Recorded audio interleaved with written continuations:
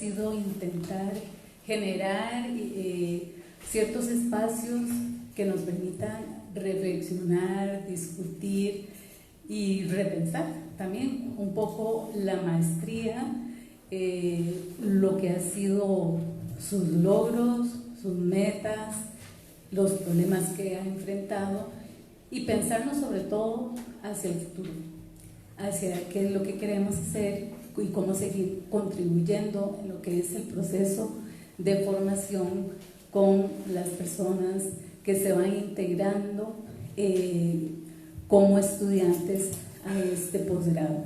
Y también qué demandas pueden existir actualmente con respecto a un posgrado, una maestría, con la trayectoria que tiene, en donde ha sobresalido principalmente su capacidad de imprimir y sobre todo hacer lecturas bastante serias sobre la realidad centroamericana y aportar a los procesos de cambio a partir también de lo que es la formación de las propias estudiantes y los estudiantes. Así que muchas gracias. Y en este caso, entonces, hemos querido compartir con ustedes este espacio de reflexión con 3 personas muy especiales para la maestría y también para la Escuela de Sociología. Son profesores de gran trayectoria, los 3, tanto en la Escuela de Sociología como en la propia maestría.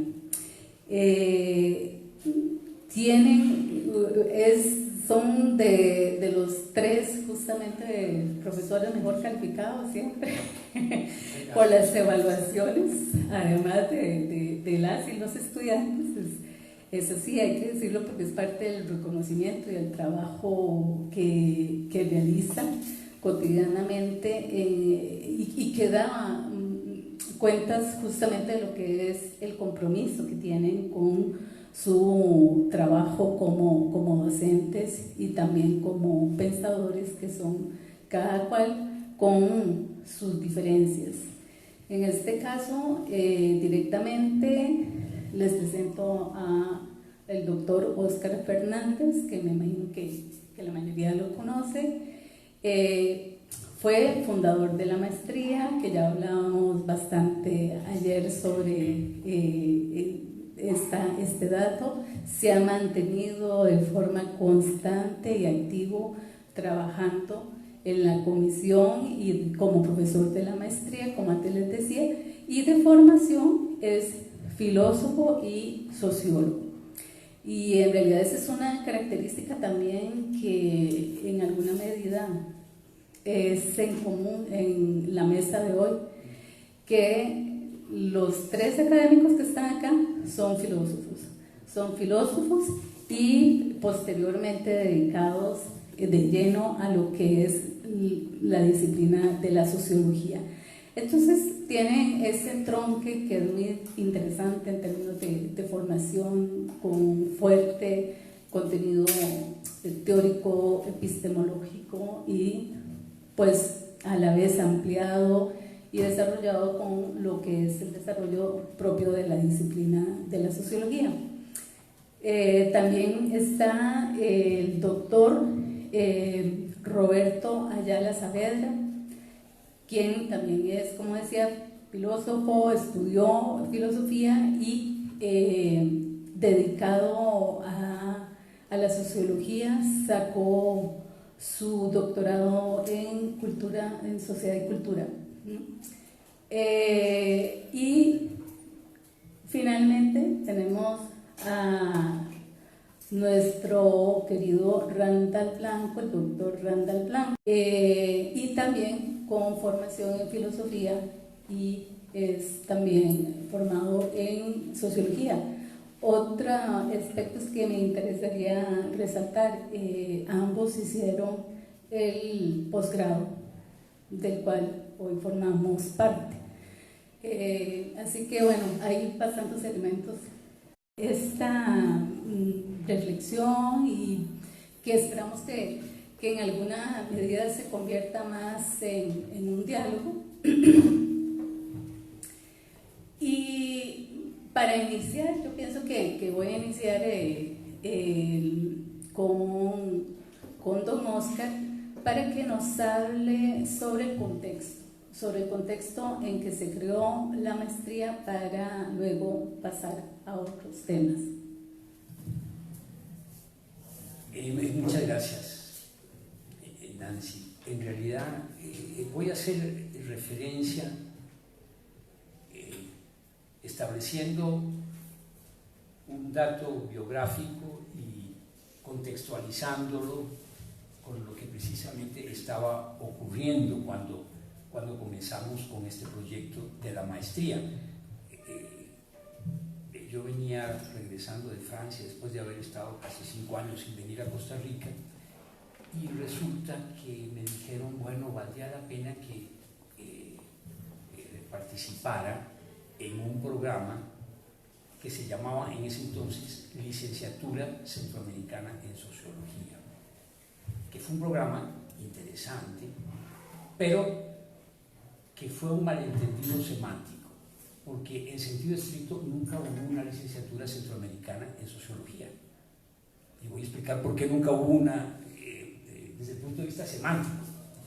En realidad, el programa aparecía como un programa del SUCA, del Consejo Superior Universitario Centroamericano. Y la Universidad de Costa Rica en un momento determinado dijo: solo la universidad puede conferir el título de licenciado. Entonces se generó una tensión interesante que yo creo que se resolvió bien. ¿Cómo continuar con el programa, pero en otras condiciones? Referido a lo que eran propiamente los requisitos de orden académico. Entonces, Ana Cecilia Escalante y Eugenio Fonseca me dijeron que me hiciera cargo de la coordinación de la Licenciatura Centroamericana en Sociología. Quien iba a hacerse cargo de la coordinación fue Edelberto Torres, pero Edelberto Torres se fue en ese momento para Buenos Aires, y entonces como se fue para Buenos Aires, bueno, acudieron y me dijeron, a ver, yo dije, bueno, yo tenía 5 años de estar fuera y regresar a una región que era en ese momento un escenario de guerra. Era un escenario de guerra, o sea, es decir, es que se nos ha olvidado eso. Pero realmente, y Costa Rica no estaba exento de ese proceso. ¿Por qué? Porque había apoyos acá que se le daban, primero a quienes se oponían a la dictadura somocista, y después se convirtió esto en un escenario de apoyo a la contra. Es decir, realmente no fue fácil. Y hay que decir, en Guatemala estaba la lucha armada y en El Salvador también. Es decir, la región era un escenario de guerra. Panamá no, pero Nicaragua, El Salvador, Honduras tampoco, y Guatemala era realmente un escenario de guerra. Entonces, ¿cuál fue la solución que encontramos? Porque obviamente había una presión fuerte de las autoridades universitarias locales que decían no hay tal licenciatura centroamericana en sociología porque solo la universidad puede otorgar el título. Entonces dijimos, armemos un posgrado centroamericano en sociología en la Universidad de Costa Rica. David Smith recuerda, porque David estaba en el viejo programa de licenciatura, y tanto José Manuel como Emilio ya ingresaron a la maestría, pero también hicieron la licenciatura. Entonces, ¿qué fue lo que hicimos? La comisión que me tocó coordinar, dijimos, hagamos un programa de licenciatura para la escuela, que en ese momento era una escuela que no era de sociología, era de antropología y sociología, y hagamos un posgrado. Y entonces ahí fue que trabajamos. Ahora, el contexto fue un contexto difícil. Felizmente logramos un buen acuerdo con el SUCA. El director del programa de Ciencias Sociales era Guillermo Molina Chocar. Y entonces Guillermo entendió cuál era la situación y negociamos bien. La Fundación Ford, que había apoyado la vieja licenciatura centroamericana, continuó apoyando y dando algunas becas, y en realidad ahí iniciamos lo que fue una experiencia extraordinariamente provechosa, sobre la cual pues ya hemos conversado ayer. Eso, Nancy, sobre lo que es propiamente el origen, ¿verdad? Entonces, el grupo que trabajó en la propuesta que me tocó coordinar no es el mismo grupo que integró la primera comisión.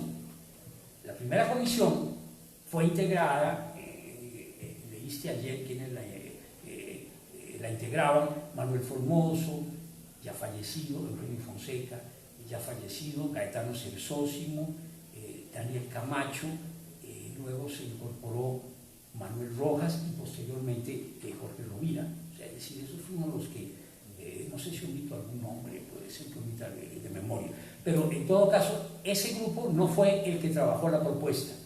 Quienes trabajamos la propuesta fueron, lo recuerdo bien, Patricio León, que fue el relator, a mí me tocó coordinar el grupo, luego participó Gaetano Cersósimo, Manuel Rojas, y recuerdo que hubo un representante estudiantil, que fue Alberto Rossi. Eso fue el grupo que preparamos la propuesta. No crean ustedes que fue tan fácil defender la propuesta. Hicimos, me acuerdo, una actividad en el viejo Hotel Robert. Yo me fui con Manuel Formoso, me regresé con Manuel Formoso, y he de decirles que recibimos críticas feroces de Delberto, de Eugenio Fonseca. Tan feroces fueron que yo me acuerdo que cuando venía con Manuel Formoso le digo: trastornos estomacales garantizados los tengo, porque no fue nada fácil, ¿no? No crean ustedes que estaban muy convencidos, que no, que mucha teoría o que poca teoría, o sea, es decir, las típicas discusiones que hay cuando se está armando un programa, porque cada quien quiere un programa a su gusto, es decir, desde luego, dependiendo del área en que está, ¿verdad? Si está en teoría, quiere más teoría; si está en metodología, más metodología; en fin, normal. Pero al final de cuentas, logramos defender y logramos aprobar. Yo les contaba ayer, yo tenía 30 años, estaba muy joven, por eso es que creo que la objeción por la edad no tiene ninguna validez. Ninguna validez. Victor Hugo, el gran escritor francés, decía: hay quienes, una vez que subieron, retiran la escalera. Y hay gente que actúa así, se olvidan en qué condiciones fue que lo lograron. Yo creo que no hay que olvidarlo, ¿verdad? Recuerdo que conversando con Eugenio Fonseca, que era una figura referencial privilegiada para nosotros realmente, me dijo cuando íbamos a elegir el director, que yo fui el único candidato, y en realidad en ese entonces, si uno era el candidato, se abstenía, y ahora ya no, ¿verdad? Pero en ese entonces sí, ¿verdad? O sea, se abstenía. Yo me abstuve, evidentemente. Y Eugenio, con toda sencillez, me dijo: está fuera de toda duda que debes ser vos el director del programa. Y me lo dijo porque, como me hizo sufrir con las observaciones fuertes que había hecho antes, ¿verdad?, consideró que había pasado el examen, ¿verdad? Yo creo que fue sencillamente eso. Bueno. Bien, bien, muy interesante. Ahora, me gustaría, justamente ayer, no todas las personas estuvieron, pero en los discursos que dimos hablábamos mucho, digamos, de este proceso de creación específicamente, y lo que fue el momento, el contexto también social, nacional y regional. Entonces, esta pregunta la hago a los tres para que también se puedan referir como, porque es interesante. Oscar, que está como fundador, y cómo puede mirar él ese contexto, pero también los otros colegas, Roberto y Branda, cómo lo observan desde otra perspectiva en otro momento, ¿verdad?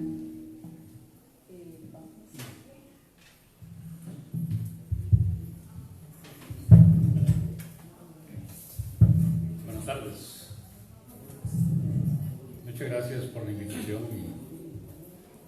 duda es un espacio de gran importancia para tratar de dejar documentada también, que ha sido esta larga trayectoria, que ha tenido distintas aproximaciones y distintas características, pero me parece que recuperar estas diversas posiciones también y vivencias del posgrado tiene un gran valor. Esta pregunta sobre el contexto, claro, como Oscar la acaba de poner desde su papel, yo igual en las notas desde otras posiciones destacaba efectivamente la importancia de recordar que era una región en guerras. Eso es absolutamente claro. Pero que también habían importantes movilizaciones populares en toda la región. Importantes movilizaciones populares.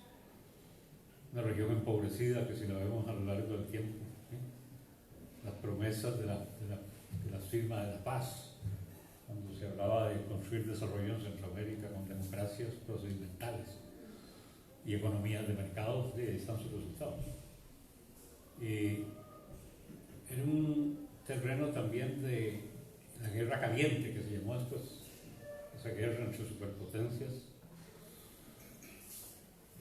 Estábamos en la transición hacia la crisis de los 80, del capitalismo, y se sentaban ya las bases del consenso de Washington y su ejecución en toda la región. De manera que Costa Rica estaba inmersa en ese clima geopolítico, vivía también el fin de su periodo desarrollista desde mi punto de vista, en este periodo en que se funda la maestría, fines de los 70. Estamos con la crisis agudísima que vivió Costa Rica durante la administración Carazo. Hay que subrayar también, y para esta etapa me parece especialmente importante subrayarlo, el país estaba, además de esas condiciones de crisis económica, atravesado de movilizaciones populares crecientes. Y solo por citar algunos casos, la huelga de Limón del año 80 dejó dirigentes populares asesinados, las huelgas bananeras dejaron dirigentes populares asesinados,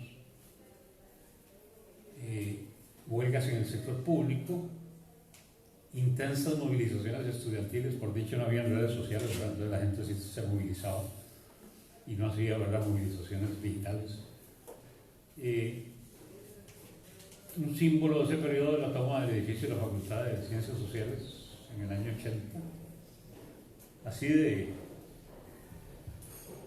movilizado estaba el clima político en el país, la toma de la vieja Facultad de Ciencias Sociales. Entonces hay que pensar también que además de esas interrelaciones complejas, movilizaciones, espacios como el del posgrado en sus orígenes, desde mi lectura, también incorpora exilios diversos y estudiantes que venían de estos países en guerra o eran dirigentes estudiantiles perseguidos. Nos nutrimos de un importante exilio latinoamericano y centroamericano también, y todo eso sin duda alguna me parece que le dio un tono particular y se expresa muy bien si uno revisa las temáticas de las tesis defendidas en esa etapa, el peso que tuvieron efectivamente algunos temas estratégicos fundamentales que a lo largo de las 4 décadas ha sido como una constante, la capacidad de las y los estudiantes y el cuerpo docente de estar proponiendo la reflexión e investigación sobre temas fundamentales de cada una de las sociedades o de la región en su conjunto, y también un cierto estilo de hacer sociología muy vinculado a una especie de sociología crítica, sociología histórica, sociología política, con un énfasis también en temas económicos, de desigualdades, y que desde mi punto de vista, si lo vemos en sus objetivos fundamentales, eran 4 y creo que se han mantenido y se han logrado profundizar. Los objetivos del programa de su fundación fueron robustecer el desarrollo de las ciencias sociales en Costa Rica y en la región centroamericana. El segundo, formar investigadores sociales para cualificar e impulsar el desarrollo de las ciencias sociales regionales y desde allí impactar la calidad de la educación superior y de las políticas públicas en la región. El tercero, brindar una formación sociológica de alto nivel para un contingente seleccionado de estudiantes del Istmo Centroamericano en correspondencia con las exigencias del contexto regional e internacional.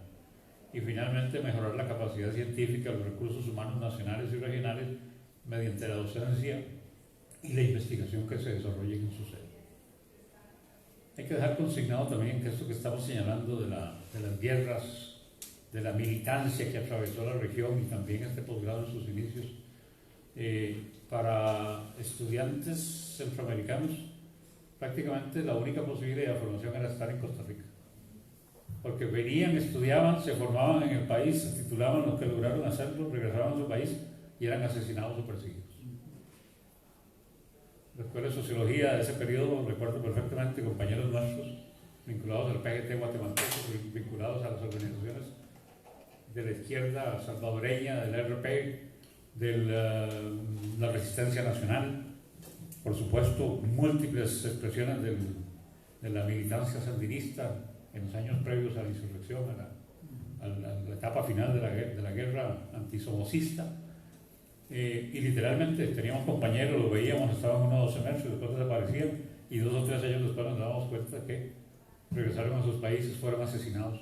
Entonces hay que recordar esto también, porque seguir viviendo como una especie de sueño, ¿verdad? Y una sociología deshistorizada, como si no tuviéramos una larga trayectoria también de militancia y de vinculación política con lo que ha sido nuestra región y los sufrimientos de nuestras sociedades, sería realmente no estar haciendo el ajuste de cuentas necesario con lo que son los orígenes de este posgrado, y que ya veremos más adelante, toca muy bien, también con las nuevas características que estamos viviendo en la región y que nunca hemos sido ajenos a ella.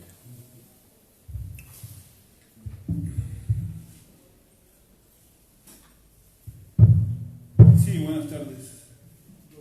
Bueno, agradecerles que se hayan tomado el tiempo para venir, asumiendo que probablemente esta actividad iba a ser una especie de colección de anécdotas, así que venir era casi que un acto de solidaridad con el programa.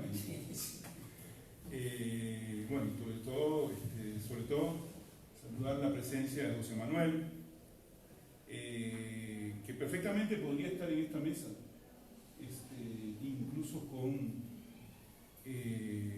tanto o más que aportar sobre la perspectiva histórica de la maestría, que al menos nosotros dos.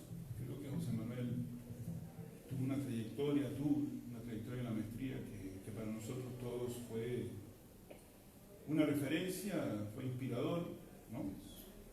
Aparte, fue un honor compartir con José Manuel como colega en la escuela y en la maestría.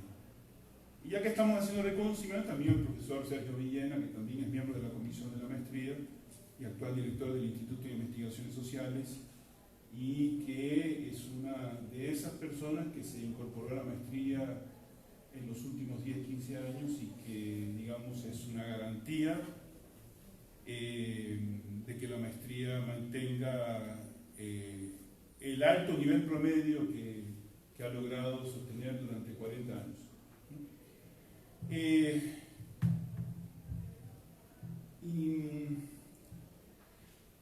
sobre el tema que nos plantea Nancy, el contexto de surgimiento y desarrollo de la maestría, yo tengo la ventaja, creo, de poder aportar una perspectiva algo particular. Yo soy uno de esos centroamericanos, uno de esos miembros de la región, personas de la región, a propósito de lo que decía don Oscar y ahora más recientemente Randall, soy uno de esos que vino a Costa Rica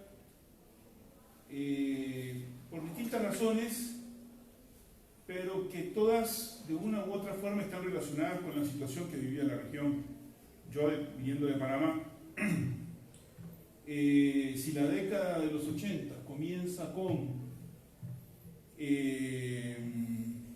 la guerra y el proceso de lucha social transformadora que atravesaba toda Centroamérica, armada o no, siendo su expresión armada o no, pero toda la región está atravesada por un problema de cuestionar los fundamentos del orden social que ya Randall describió y que mucho no ha cambiado y que incluso hasta podríamos pensar que se ha deteriorado en algunos sectores. Por ejemplo, países como Honduras, por ejemplo, ¿no? Con más del 70% de pobreza y atrapado en una crisis política sin fin ya hace varios años con el actual gobierno de este señor Hope, como se le conoce, y que termina, es decir, la década comienza con la guerra civil como expresión más estridente de las tensiones sociales de las sociedades centroamericanas, y termina, para no quedarse por detrás del comienzo, con invasión norteamericana a Panamá.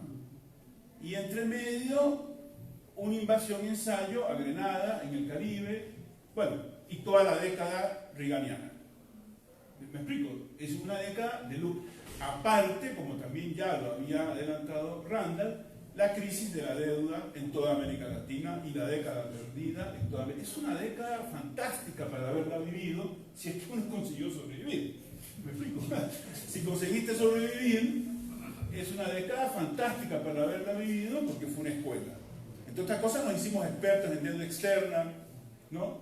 Sobre todo leyendo los análisis que se hacían en la Argentina sobre el problema de la deuda externa, ¿no? Todos éramos expertos en deuda externa, el Banco Mundial, y como la deuda eterna, ¿no? Fue una década muy rica, que además termina con un acontecimiento histórico universal, diría Hegel, pero que más desde un punto de vista más personal, para muchos significó el derrumbe de sus esquemas de pensamiento, que fue el final desplome del experimento socialista burocráticamente deformado en el este europeo. Es decir, es difícil tratar de, a las generaciones más jóvenes, más recientes, tratar de explicarles en discusiones en las aulas lo que para mucha gente en la región, en el país, en el mundo significó el final fracaso de la experiencia de construcción de una sociedad postcapitalista en el este europeo. Es un hecho histórico universal, pero desde el punto de vista personal significó para mucha gente el derrumbe de todo aquello en lo que había creído y aquello en lo que había invertido una vida, algunos con grandes sacrificios, muchos con grandes sacrificios. Incluso aquellos de nosotros que combinábamos el trabajo intelectual con una actividad política, como ya también hacía mención Randall, incluso aquellos de nosotros que hacíamos esa difícil y siempre expuesta a excesos relación entre teoría y praxis, el riesgo de politicismo, que se dio mucho en los años 70, evidentemente, los 80. Pero aquellos que habíamos hecho esa experiencia en un sector que había sido siempre crítico de la deformación burocrática, incluso fue un momento difícil. Los primeros años 90 fueron difíciles, ¿no? ¿Por qué hago mención a esto? Porque desde el punto de vista personal, la maestría en sociología fue una opción en distintos niveles, ¿no? En primer lugar, una vez que se da el derrumbe, por más que hubiese corrientes que habían teorizado, analizado la deformación durante décadas, la impresión que daba es que había que parar la pelota y volver a estudiar, a ver qué había pasado, ¿no? Y en ese momento en que desde ayer la palabra esperanza está rondando, ¿verdad? En que había que rescatar, digamos, de las cenizas del muro, ver en qué términos se podía replantear el problema de la esperanza, y etcétera, etcétera. Bueno, volver a enfocarse en el estudio era importante, sin abandonar la actividad político-práctica, en la medida de lo posible. Y en ese momento, estando en Panamá, yo sé de paso desempleado, como consecuencia colateral de la invasión y el nuevo gobierno, etcétera, etcétera, y el clima que se armó, la maestría en sociología se me aparecía y se nos aparecía un grupo como una opción importante. Antes de mí, 2 amigos y compañeros habían venido, José Antonio Cambra, Giovanni Belucci, habían venido a hacer la maestría, así que yo tenía antecedentes sobre la maestría del muy buen nivel de la gente, del clima académico e intelectual en Costa Rica, del nivel también del debate político con cierto, no de barricada solamente, sino de eso. Así que la maestría era una opción. Esto parece una anécdota personal, pero en realidad es el sentir de una generación de gente que ante las circunstancias no se rinde, pero que reconoce que hay que parar la pelota un poco y volver a pensar en qué momento, a volver a pensar las cosas. Y en ese sentido, entonces, venir a hacer la maestría tenía 2 dimensiones. Bueno, uno, una estrategia personal de sobrevivencia, porque la cosa se había puesto bastante complicada. Pero por otro lado, como les decía, esta necesidad de retomar la reflexión, el estudio, ¿no?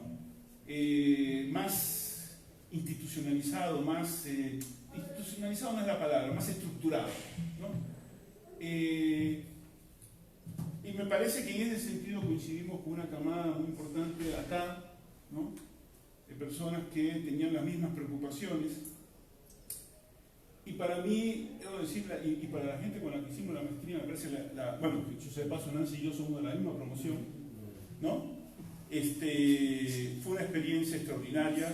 Personalmente, la experiencia de hacer la maestría fue, primero, el cambio de aire, y segundo, encontrarme con el grupo de la 8ª promoción de la maestría, donde había gente, estaba José Merino, Gerardo Hernández, ¿no? Que ha sido director de Ciencia Política, un tipo fantástico, Pablo Artavia, Elisa Donato, me explico, no los menciono todos, pero Eric Solera, había una promoción muy interesante, y además poder tener la oportunidad de realizar estudios y discutir con gente como Jorge Rovira, como Roberto Salón, con Sergio Reuben, con Regín, ¿no? Que me dio el primer curso en la maestría, que fue un gran curso de crítica de investigación, y por supuesto con Don Oscar y luego José Manuel.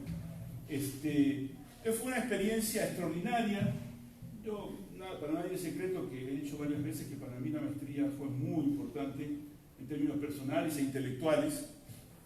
Como bien le consta a Don Oscar y también a José Manuel, yo soy un tipo que defiendo con mucha fuerza lo que yo soy y lo que yo creo, ¿no? Pero la maestría fue muy importante, y a partir de ahí me integré en ella como estudiante, primero como profesor, después como miembro de la comisión del programa, y finalmente como director.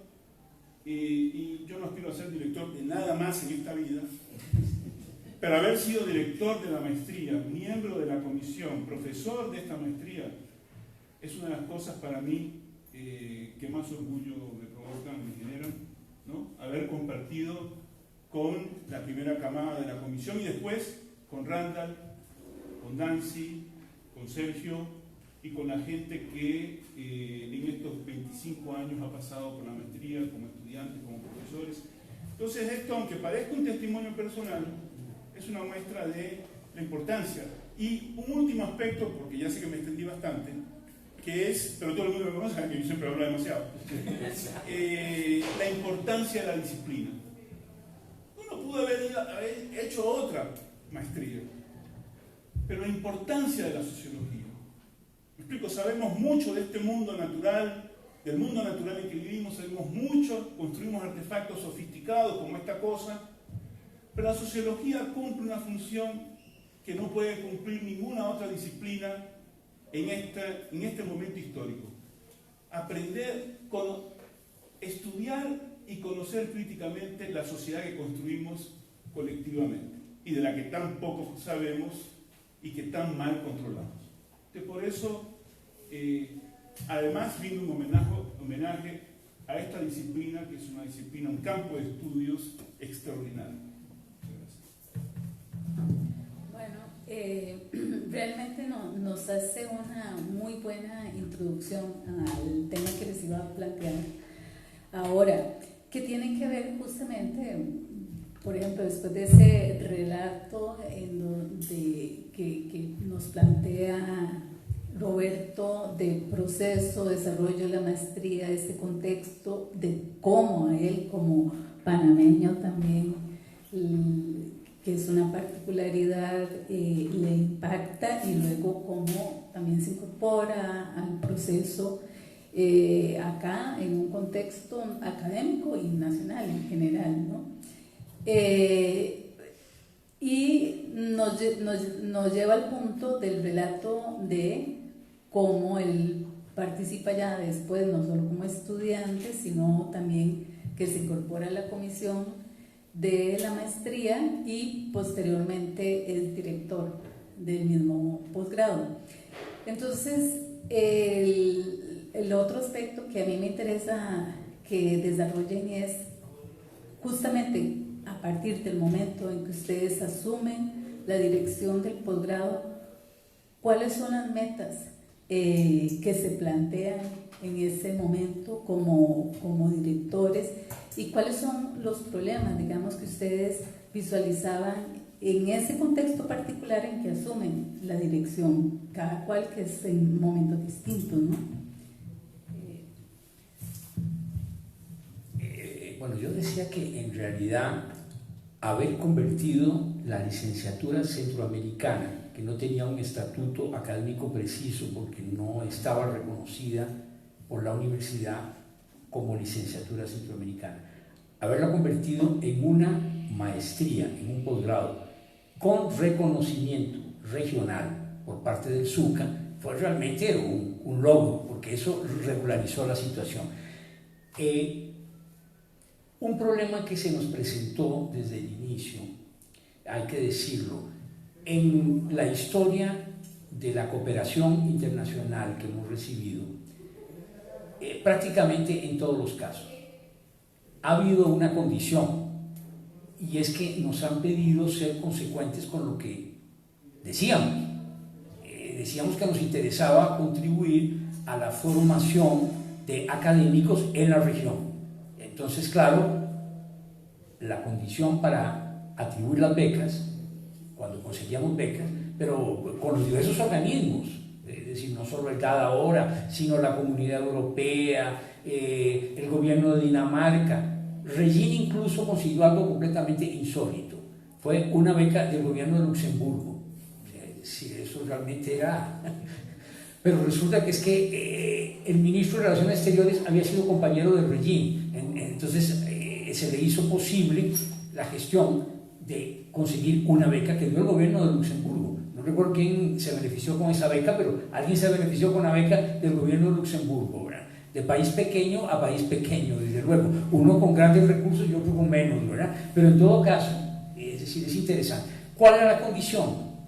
Que las becas se atribuyeran a estudiantes de los otros países de la región. Entonces, claro, eso dificultaba a los estudiantes nacionales disfrutar de beca.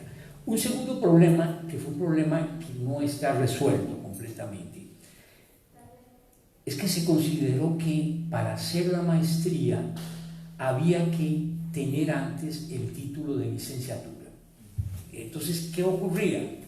Que la licenciatura implicaba una duración más o menos de 5 años mínimo, y entonces 2 años más mínimo de la maestría, pues casi que lo hacía como un doctorado, o sea, es decir, era demasiada la duración.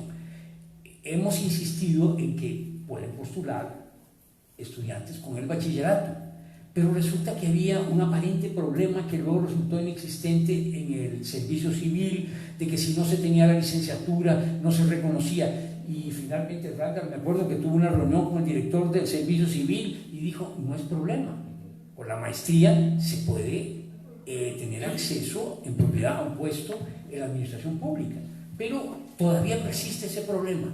O sea, sacar primero la licenciatura y después la maestría. Entonces eso dificultó mucho que reclutáramos, ya dificultaba que reclutáramos estudiantes de la Escuela de Sociología. Sin embargo, hemos tenido momentos, recuerdo Randall, en que hemos tenido un buen grupo de estudiantes graduados de la Universidad Nacional. Y hemos tenido siempre, y la lógica del posgrado lo permite, estudiantes que vienen de otras carreras, graduados de otras carreras, que han hecho su posgrado en sociología. Y hemos tenido en algunos casos muy buenas experiencias, realmente muy buenas experiencias. Entonces, esos son problemas que yo creo que desde el inicio hemos tenido. Ahora, pedirle a las universidades de los otros países de Centroamérica que financien becarios para que vengan a hacer el posgrado acá es muy difícil. Con los problemas presupuestarios que tienen, pues es difícil. Entonces, inevitablemente casi que hay una dependencia de la asistencia externa en lo que a becas se refiere. Bueno.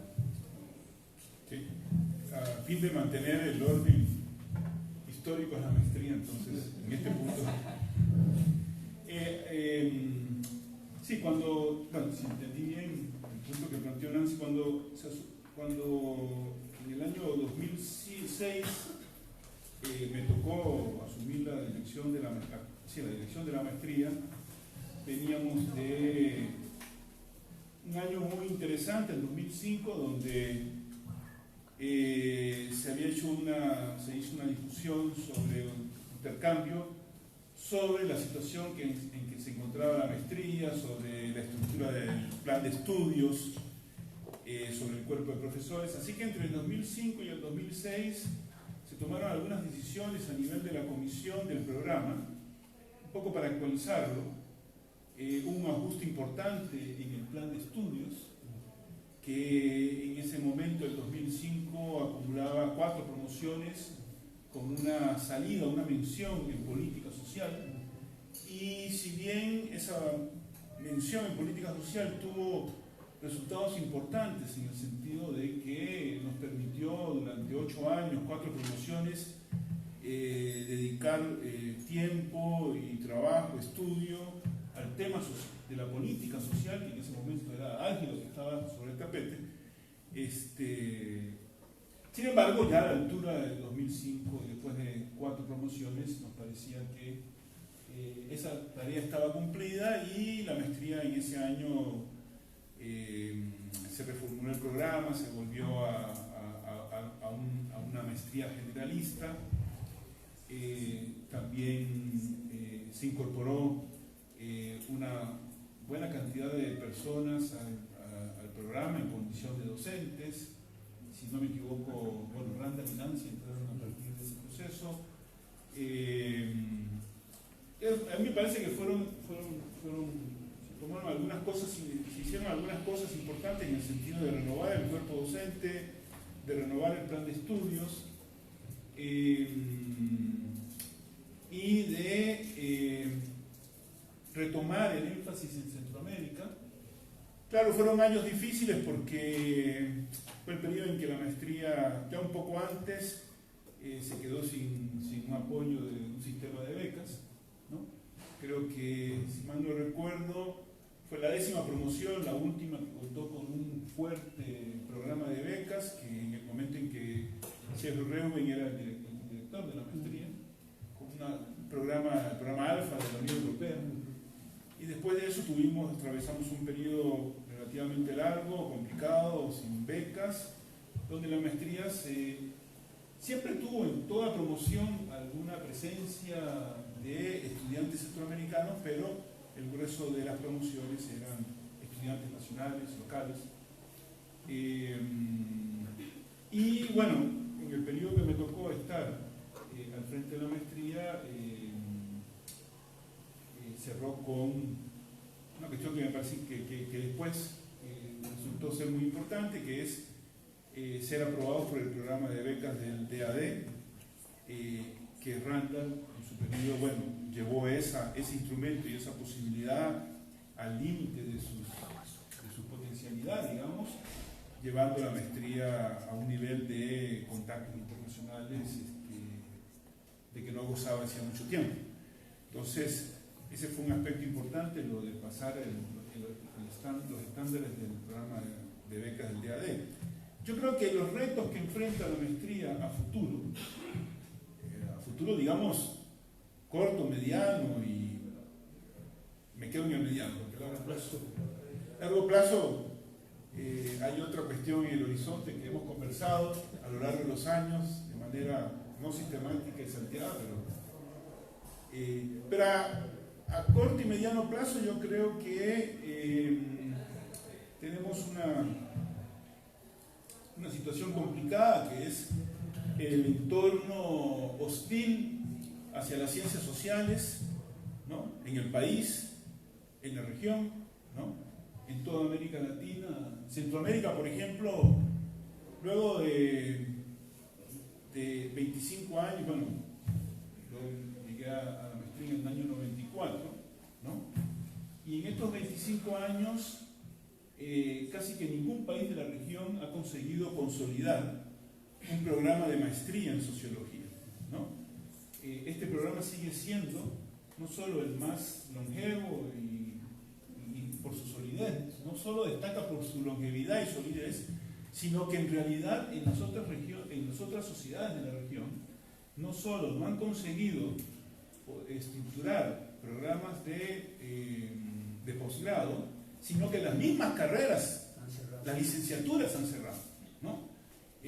Países, creo que en Nicaragua recientemente se cerró, en El Salvador hay problemas. La licenciatura en Sociología de la Universidad de Panamá agoniza por falta de estudiantes, y por todo el clima cultural que se ha instalado en ese país y que lo hace difícilmente respirable, salvo ir de paseo unos 5 o 6 días, que está bien, pero después de eso ya comienza a hacerse difícil, ¿no? Entonces tenemos un problema con el entorno hostil hacia la educación superior pública, que evidentemente se enfoca se ensaña con el sector de ciencias sociales. Eso va a tener repercusiones a corto y mediano plazo, es un tema con el que... Porque no es solo un problema político o presupuestario, es un problema de clima ideológico-cultural, ¿no? Hay una devaluación de la importancia de las ciencias sociales, y en particular de la sociología, que además hay que decir, desde hace décadas es la ciencia sospechosa. Somos la ciencia sospechosa, ¿no? A veces en los cursos uno dice que incluso el más positivista de las sociólogas o sociólogos resulta sospechoso por el poder, porque incluso en su versión más positivista implica cuestionar lo inmediatamente dado y hurgar por detrás de lo familiar. Y eso siempre será peligroso y sospechoso, siempre será visto así, ¿no?, de reojo. Y si además no estamos hablando solo de sociólogos positivistas, sino de gente como Randall, como yo y como alguna otra gente peligrosa por ahí, entonces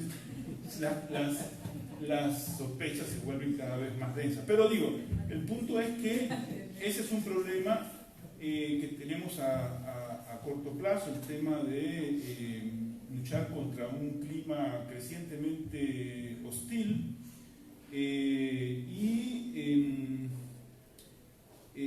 lo otro es la tarea de siempre, mantener el nivel de la maestría, que por supuesto a lo largo de 40 años oscila, tiene momentos más altos, picos, ¿no? Pero que en general, en promedio, se ha sostenido en un muy buen nivel, alcanzando picos interesantes. Yo creo que la maestría, en el punto en que la dejó Randall, está en uno de sus mejores momentos en su historia, y con Nancy, en su primer año de gestión, la maestría presenta todos los signos de un programa que se mantiene vital, se armó una muy buena promoción, se mantiene el programa de becas, el estilo y el perfil que Nancy le imprime a la maestría, como dijo ayer don Oscar, airea, refresca. Entonces yo creo que además tenemos, digamos, en la escuela gente que con muy buen perfil para incorporarse a la maestría. Yo creo que tenemos muy buenas condiciones para, bueno, está la profesora Laura Fuentes también, ¿no? Recientemente incorporada a la escuela, a la asamblea de escuela y a la maestría. Es decir, ahí tenemos gente para sostener un muy buen nivel en el programa. Y finalmente, a título de provocación, ¿no? Porque así es, ¿no? No deja de salir, de estar en el horizonte la posibilidad de en algún momento transformarlo en doctorado, ¿no? Cosa que don Oscar nunca es una conversación que hemos tenido con don Oscar durante años, pero no hay que descartar la posibilidad de que en un mediano plazo, aprovechando alguna grieta ahí en el CEP, esa es una posibilidad también de desarrollo de la maestría a un poco más largo plazo. Una sola aclaración sobre mi objeción a convertir la maestría en un doctorado. En realidad me ha tocado ver el funcionamiento de varios programas de doctorado en la universidad y yo prefiero, es la preferencia personal, un buen programa de maestría a un mal programa de doctorado. Sinceramente, me parece que yo sé que desde el punto de vista de las ventajas institucionales, pues es preferible tener el doctorado, pero desde el punto de vista del funcionamiento, si el doctorado no funciona bien, como hay algunos programas de doctorado que no funcionan bien, en realidad eso raya en la estafa académica, así de sencillo. Esas son las razones de la objeción, ¿eh? O sea, es decir, no, nada más eso. No son personales. Bueno, yo quisiera reflexionar sobre estos temas que Nancy propone. Tal vez centrar subrayando elementos que me parecen muy importantes a dejar consignados en esta presentación. Y una de ellas es que una de las claves de la fortaleza del posgrado es que desde su diseño estuvo estrechamente vinculado con profesores que tienen tiempos en propiedad en la escuela. Y eso le da una constancia y solidez, que es una de las claves del éxito del posgrado. Eso no se encuentra con frecuencia. Un compromiso creciente también entre las y los integrantes de la comisión académica que fueron interpretando el sentido valioso del posgrado, la importancia de tener un posgrado en sociología, de sostenerlo, hacerlo crecer, motivar. Y tan impactante me parece ha sido esa perspectiva, tanto en su sostén como en los resultados que ha dado el posgrado a la escuela, que una buena cantidad de nuestros docentes son graduados de la maestría. Y eso hay que destacarlo porque a veces como que se queda de lado. Profesores, ¿verdad? José Manuel Valverde, Mario Alejo Sánchez, Elisa Donato, Montserrat Zagot, Eugenia Molina, Eric Solera, Mauricio López, Roberto, Nancy, este servidor. Sí, estamos hablando de una importante cantidad de docentes que fueron formados en la maestría, entraron a la escuela y es una línea de continuidad fuertísima entre la escuela y el posgrado. Y eso hay que subrayarlo y es uno de los logros importantes también que vale la pena dejarlo muy claramente establecido.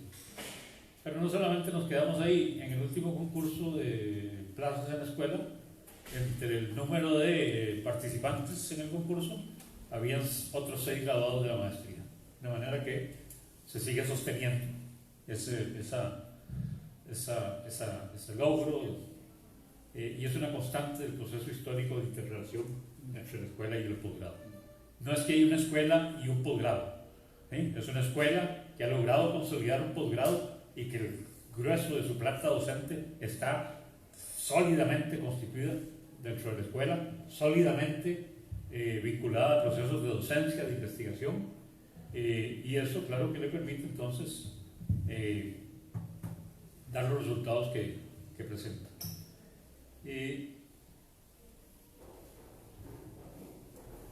Don Oscar señalaba ahorita el tema de los recursos de cooperación y Roberto señalaba el momento en que bajo su dirección en el último periodo se logró la firma del primer acuerdo de cooperación con el Servicio Alemán de Intercambio Académico.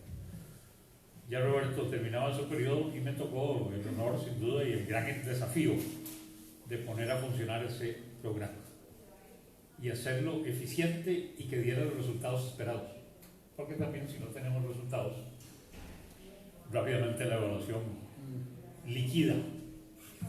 Firmamos un primer acuerdo por 6 años, de 2012 a 2018, y en esos 6 años logramos 2 becas en la primera promoción, 3 en la siguiente y 8 en la tercera. ¿De acuerdo? De manera que 13 becarios en estas condiciones centroamericanas, en las condiciones que estamos más que enterados de restricciones presupuestarias, eso por lo menos en el nivel de los posgrados de la Universidad de Costa Rica en Ciencias Sociales es impensable.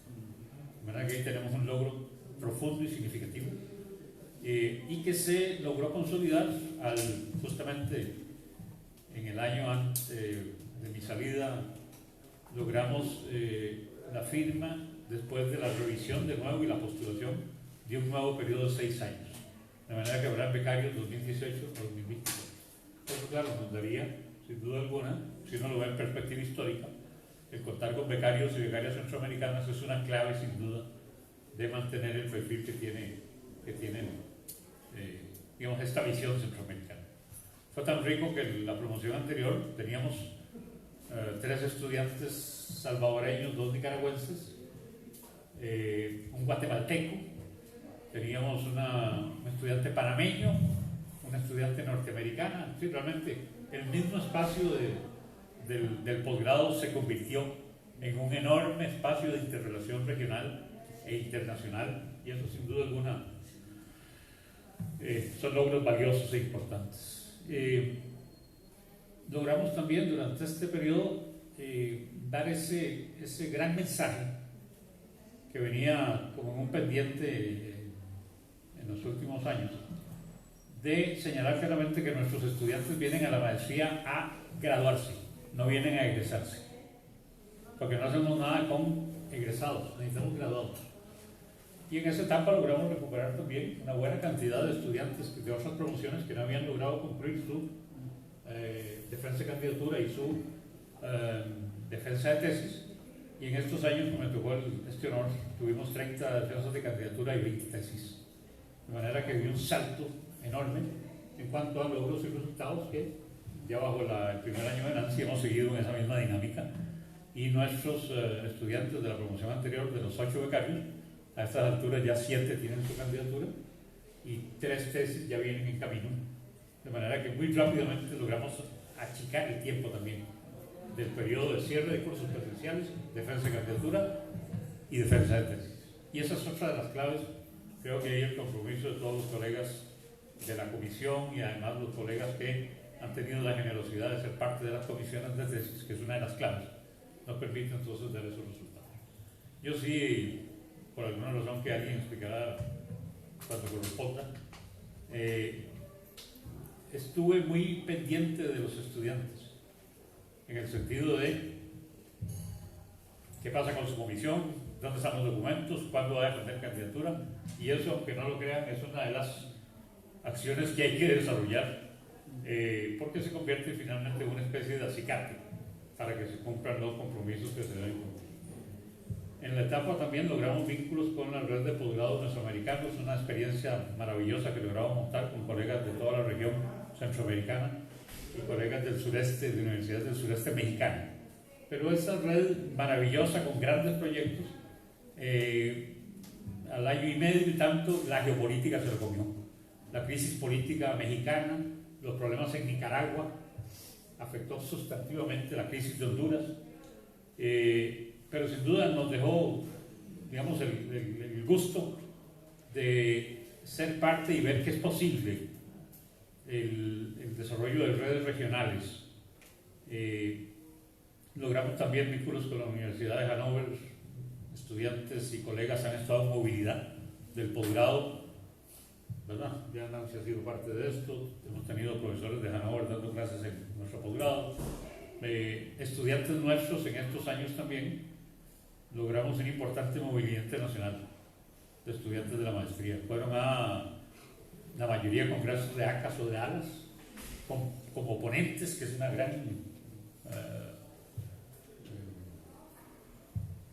gran señal, y tuvimos movilidad de estudiantes a diversos espacios, ¿verdad?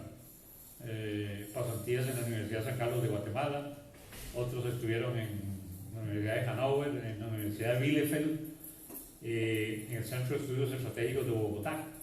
De manera que también la movilidad de nuestros estudiantes durante el periodo de clases ha sido ya una constante, y pues esas dinámicas ya creo que tienden a estabilizarse. Desafíos, estos que señalan don Oscar y Roberto, me parecen indudables.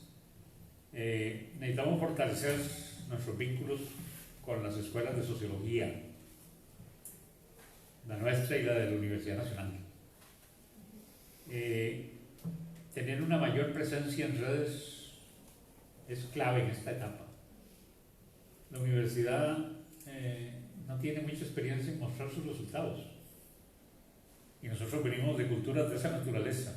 Nos urge ser muy visuales, presentar claramente qué estamos haciendo, cuáles son nuestros logros, cuáles son nuestros objetivos, con qué recursos contamos, qué aportes damos. Los resultados en cuanto a tesis, titulaciones, debates, participación en el debate público, esas son tareas que tenemos pendientes indudablemente. De manera que podamos presentar también en medio de ese debate y esa crítica feroz a las ciencias sociales, ¿verdad?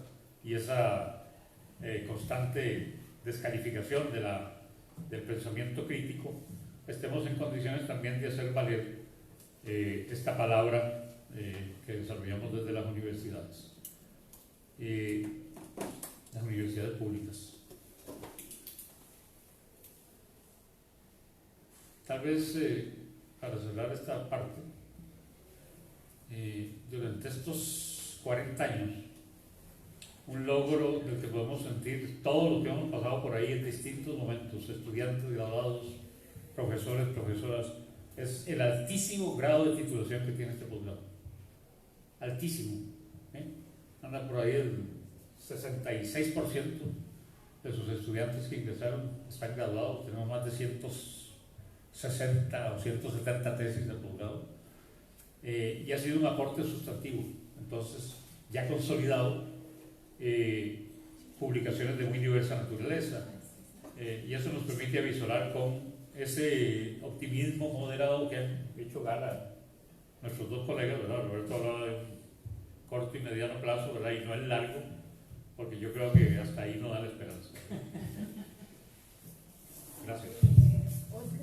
Sí, hay una cuestión que me gustaría insistir, reiterar. Cuando yo decía que, estando muy jóvenes, iniciamos esta aventura, yo creo que la gente joven de hoy tiene que continuar la aventura. O sea, si nosotros podemos permanecer en la institución, pero los cargos de dirección, los liderazgos tienen que ser de gente joven. Y yo me lo he planteado. En realidad, ¿qué condición se dio para que nosotros, que éramos jóvenes, asumiéramos responsabilidades de manera muy temprana? Yo diría que hay un elemento que fue muy importante, que gente que estaba acá creía en nosotros. O sea, si nosotros no creemos en la gente joven de ahora, pues desde luego que siempre nos van a seguir pareciendo muy jóvenes. Esa objeción yo la he oído, que es tremenda, frente a alguien que tiene excelentes condiciones, yo tengo que sacar el cuento este que les he sacado, que a los 30 años era director, que a los 34 decano, porque es decir, gente que tiene 40 y resto, brillante, dicen que es muy joven. ¿Cuál es el criterio para decir si alguien es joven o no? Es que ese es un problema muy complicado. Y para retomar este tema del doctorado, yo creo que esa puede ser una muy buena tarea para la gente joven que se implique con igual entusiasmo que nos implicamos nosotros en la maestría. ¿Me explico? O sea, es decir, es una tarea para ellos. Ahora Roberto mencionaba a Laura, pero no solo Laura, ha estado Orlando Guevara, Fernando, Sofía Quesada, Sebastián, que estaba hoy en la mañana acá. O sea, es decir, hay gente joven, pero muy buena, con excelentes condiciones.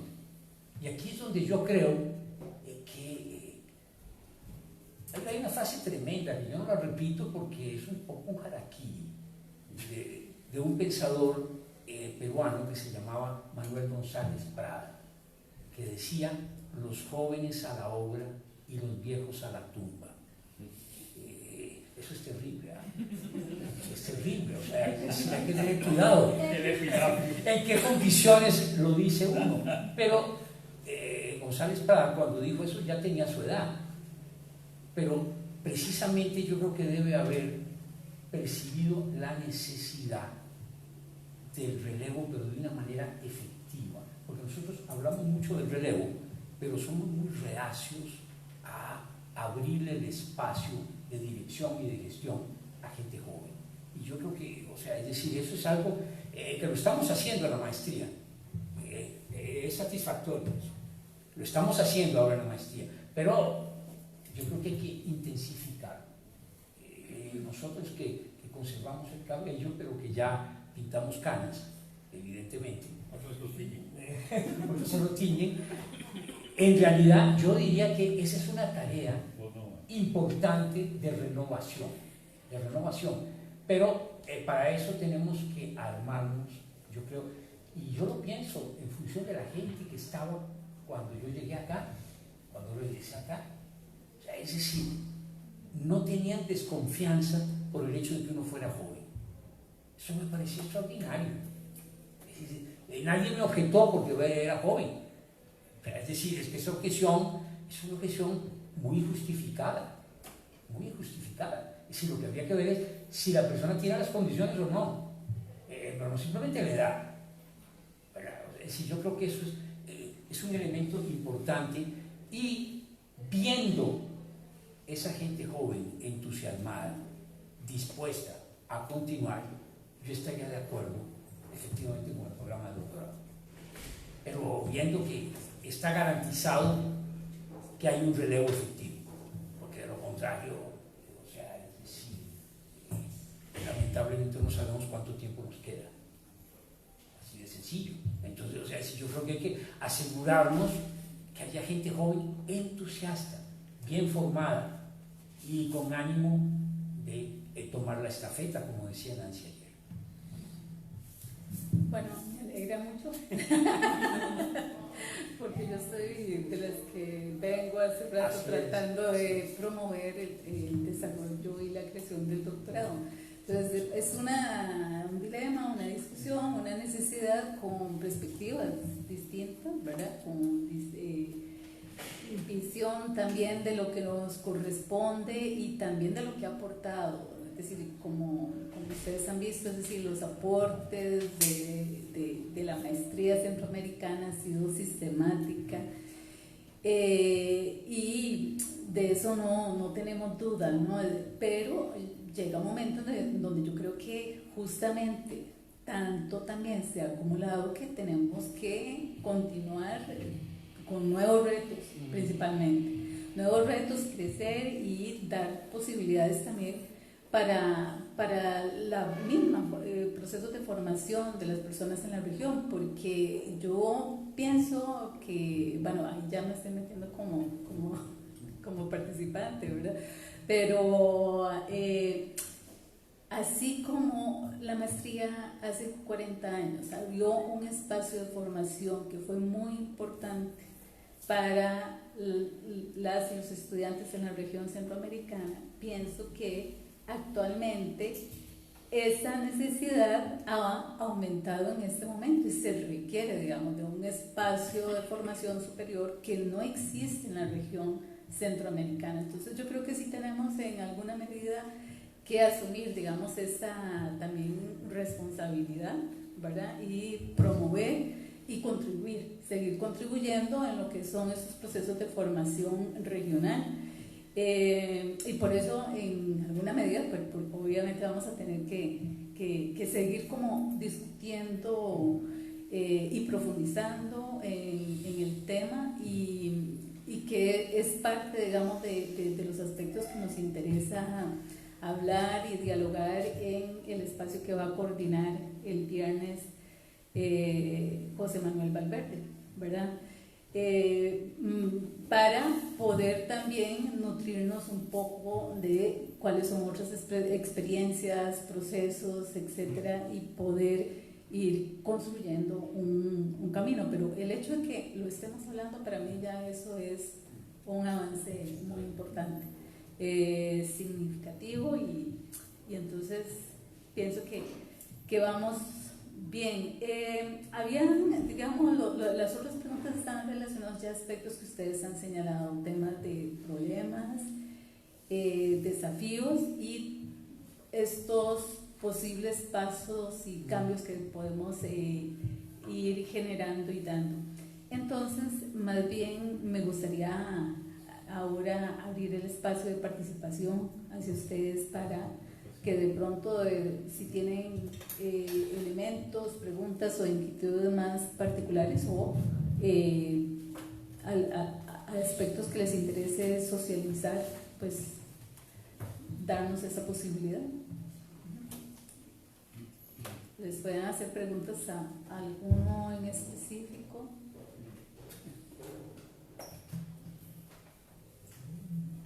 Sí. Una intervención en el sentido de que acaba de decir, bueno, todos mencionan de una u otra manera, pero acaba de decir don Oscar, yo desde la perspectiva, yo soy pensionado de esta universidad, rector administrativo, bachiller en sociología, y bueno, vengo aquí a refrescar un poquito, mucho tiempo pasado, pero nunca me desligo. Hay algo que uno lleva aquí y nunca se desliga. Y bueno, mis primeros profesores fueron Fonseca. Bueno, Fonseca. Y esas lecciones de vida, sobre todo, quedaron impregnadas, ¿verdad? Y a mí me ayudó montones, y me ha ayudado en la vida, en lo cotidiano, no es así como en lo laboral, pero la sociología a mí me ayudó montones en mi vida particular, y me sigue ayudando para resolver todas las situaciones de conflicto que a veces en lo cotidiano tenemos que enfrentar, llámese en la comunidad, en la familia, en un montón de cosas. Entonces uno dice, nunca me he desligado en cierta forma, y le doy gracias a Dios porque no, yo empecé con trabajo social y tuve que cambiar por motivos laborales y necesidad. No podía estar a tiempo completo, y ya trabajaba a tiempo completo y en una institución pública, no aquí, sino en el Ministerio de Obras Públicas, y no podía ir. Mi llorada que me pegué porque me salí de trabajo social, después de acomodarme, no convencida a venirme a sociología, pero era lo que más me combinaba. Y después me decía, por dicha que me quedé sociología, y me acuerdo, decía don Rogelio, ese fascinante mundo de la sociología, de las palabrillas, y me lo recuerdo de conversación. Sí, siempre él lo decía con un deleite, una vocación que me lo logró transmitir. Y siempre me digo, ¿cómo escuchaba a Cotico, que era compañero con nosotros, ¿verdad? Y mucha gente que ahora ocupa cargos, ¿verdad? Muy bien, cargados, y que un día que me encuentro a Jorge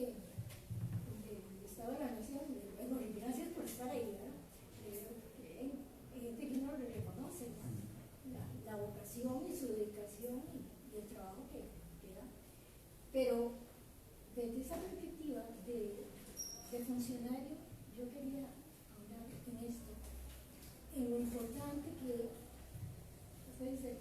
Para dedicarle ese trabajo a la maestría,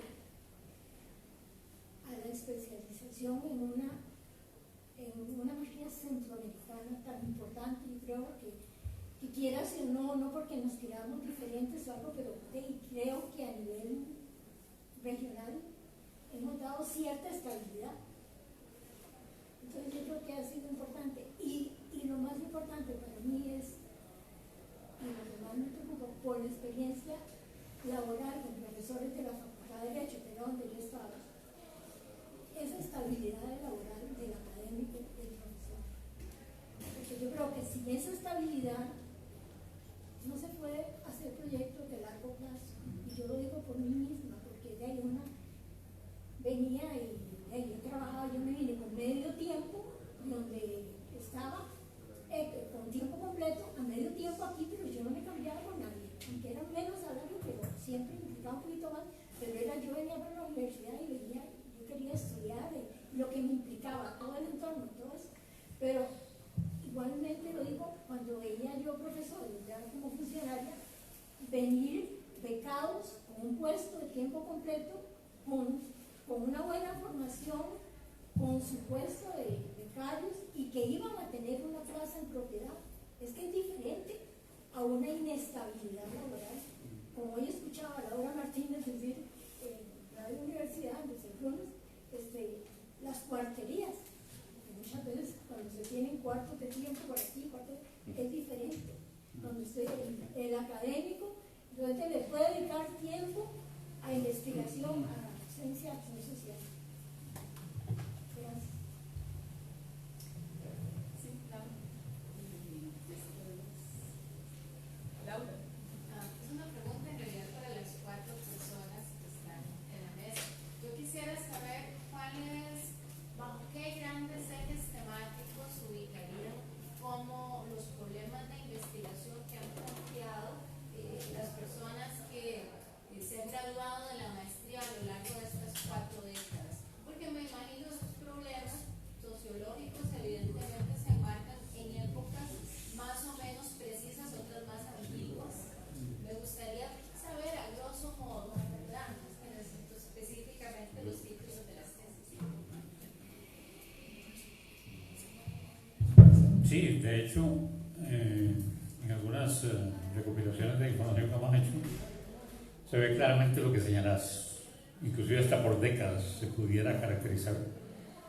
Entonces, en los inicios hay mucha investigación en temas rurales, de sociología rural, temas de sociología política, ejercicio de poder. En un segundo momento entran más los temas de transiciones hacia la democratización. Hay investigaciones sobre movimientos sociales, sobre temas religiosos. Hacia mediados de los 90 empiezan tesis sobre movimientos de mujeres. Ya se le empieza a dar un cierto enfoque de estudios de género. Después hay investigaciones sobre transformaciones estructurales del Estado y de la economía, eso muy consistente. Ambientales, entonces uno pudiera perfectamente caracterizar ejes, efectivamente. Y ahora en la última fase hay muchos aportes en torno a temas de sociología urbana, sociología de la ciudad, el tema de las transformaciones de los movimientos sociales y las luchas en Centroamérica. Entonces, ¿verdad? Hay estudios sobre movimientos en Guatemala, en Nicaragua, un muy buen trabajo que hizo uno de los becarios hondureños, Mario Pineda, sobre la transformación de la estructura de clases en Honduras, que era retomar un tema en las condiciones hondureñas, bueno, simplemente. Pero eso uno efectivamente puede ver este perfil, ¿verdad? Transformaciones turísticas, ¿sí? Hay solamente un estudio indígena, por ejemplo, en 40 años, ¿sí? Que se vendió hace 2 años, es muy interesante.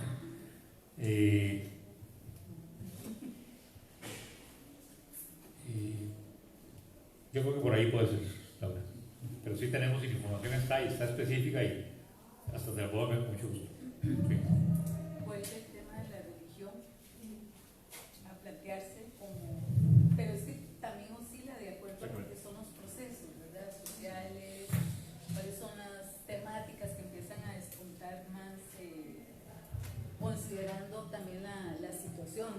realidad centroamericana de cada país y la nuestra en particular, ¿verdad? Hay una pregunta que nosotros nos hacemos. En la medida en que los estudiantes y las estudiantes deciden sobre qué quieren investigar, porque no es una condición que ponemos para el ingreso, sino un anteproyecto sobre lo que querrían investigar. Hay una pregunta que surge de inmediato: ¿qué los lleva o qué las lleva a plantear esos temas? Es decir, eso es extraordinariamente interesante. Con frecuencia el interés que pueden aportar es un interés que se generó a lo largo de la formación de su carrera de grado. Puede responder un poco a una agenda más general, ¿verdad? En la cual entra de qué se habla, qué se discute en la agenda pública, y entonces se supone que los sociólogos algo tienen que decir sobre eso. Pero obviamente, como se trata de reconocer problemas también, Roberto Ayala señalaba que en un momento determinado dijimos, pongamos un énfasis en política social, e incluso hicimos una publicación que me tocó coordinar a mí, un libro que hicimos con UNICEF, que la Universidad de Costa Rica publicó con UNICEF, a donde los profesores escribimos sobre el tema de la política social. Y luego me acuerdo que con Jorge Rovira, a él le entusiasmaba, y a mí me entusiasmaba en ese momento, la sociología electoral. Yo publiqué como 11 artículos sobre el tema en distintas... y casi ningún estudiante se interesó en el tema de sociología electoral. O sea, es decir, no logramos convencer, ni Jorge ni yo, logramos convencer a los estudiantes del tema, de la importancia del tema.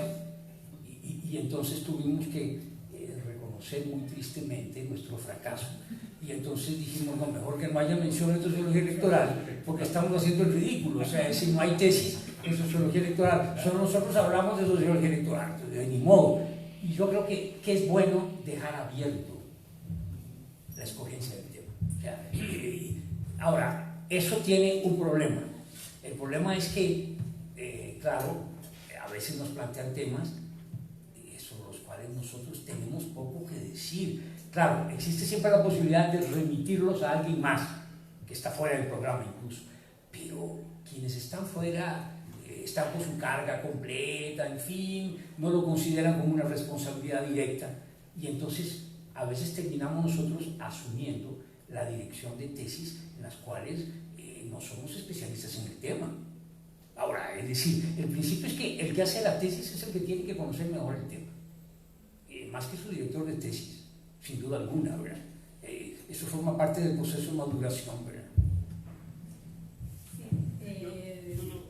Una cuestión. Me parece que el tema que plantea Laura da oportunidad un poco para revisar el extraordinario abanico de temas que se trabajan en las tesis vinculadas con la maestría, y que es una manera de ilustrar la enorme capacidad de la disciplina para ocuparse de temas muy variados. Por ejemplo, las tesis en las que uno ha participado como director, como lector, qué sé yo, o de los tribunales, le toca a uno temas tan convencionales y tradicionales como el problema del Estado, por ejemplo, ¿no?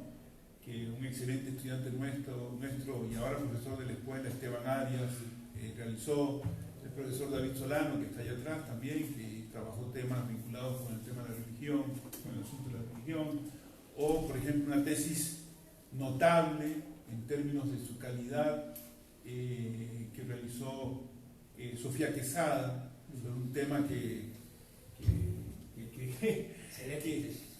ha dado de qué hablar durante mucho tiempo, que es este asunto de las relaciones de poder en los espacios de ocio, en los cafés, en los espacios, en bares. ¿Cómo se desarrolla? ¿Cómo se...? Es una especie de fenomenología de las relaciones de poder entre géneros en un espacio específico que son los bares. Y ella selecciona dos bares. Uno muy popular, que se llama Terraú, creo que es. Sí, Terraú. y uno que creo que ya no existe, que era una especie de pub estilo británico, que quedaba acá en Los Yoses, y que se diferenciaban por el estrato social de manera muy evidente.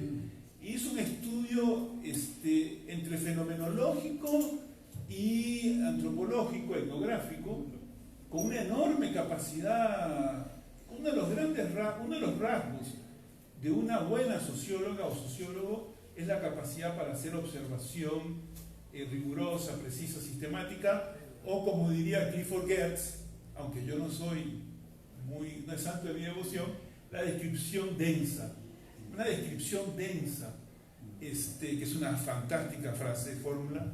Entonces, por ejemplo, uno puede oscilar en una misma promoción un trabajo como el de Sofía Quesada a un trabajo como el de Esteban Arias sobre el tema del Estado, que uno podría decir que es bastante convencional en la historia de la disciplina, pero que sigue siendo tan actual. Entonces, en ese sentido, yo creo que lo importante es confiar, como decía don Oscar, en el olfato de nuestros estudiantes para identificar los problemas centrales, ¿no? Y que no son excluyentes. Los temas tradicionales se combinan con los nuevos temas, migraciones, por ejemplo, hay gente estudiando redes sociales, impactos sociales de las llamadas redes. ¿Me explico? Entonces, en ese sentido creo que la disciplina muestra su enorme capacidad para generar investigación empírica, histórico-empírica, que de conjunto va conformando, digamos, la imagen de una teoría general de la sociedad. Cada investigación específica contribuye a nuestro conocimiento, abona a nuestro conocimiento general de la sociedad. Y esa es la clave, digamos, del proceso de investigación en la disciplina. Sí, Manuel Pempel y después... Sí, bien, son como 4 puntos, gracias por la invitación. Bueno, primero que me ha gustado mucho la actividad porque tiene ese tono esperanzador que hablaban ustedes, optimista. Yo creo que se ha vuelto muy común ir a espacios, eventos donde la nota es muy pesimista, ¿verdad? Y creo que esta nota me gusta, creo que es la que nos puede ayudar a pensar lo que viene de una manera más creativa.